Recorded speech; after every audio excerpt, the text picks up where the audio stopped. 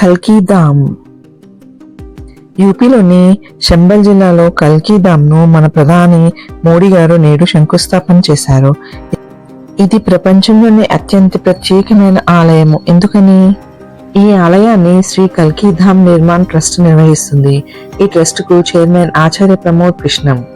ఈ ఆలయము విష్ణువు 10వ అవతారమైన కల్కి భగవానుడికి అంకితం చేయబడింది.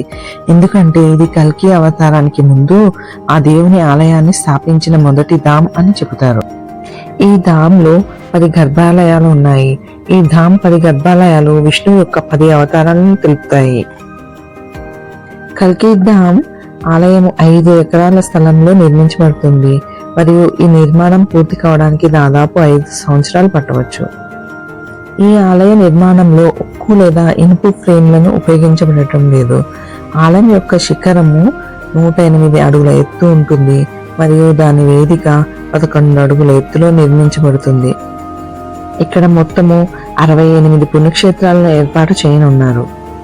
విష్ణువు కల్కి అవతారం ఎత్తక ముందే ఆయన కోసం ఒక ఆలయం నిర్మించారు. అది చంబల్ జిల్లాలో ఉంది. ఆ ఆలయాన్ని గతంలో ధ్వంసం చేశారు. అందుకే ఇప్పుడు కొత్త ఆలయం నిర్మించడం కోసము శంకుస్థాపన చేశారు మన ప్రధాని మోడీ గారు. కొత్త కల్కి విగ్రహాన్ని నిర్మించి కల్కి పీఠము అసలు స్థానంలో రెండింటిని ఉంచి రామమందిర ప్రతిష్టాపన కార్యక్రమం లాగా విగ్రహానికి ప్రాణ ప్రతిష్ఠ నిర్వహిస్తారంటండి. ఇవన్నీ ఇంపార్టెంట్ విషయాలు కల్కి ధామ్ గురించి. థ్యాంక్స్ ఫర్ వాచింగ్ అండి.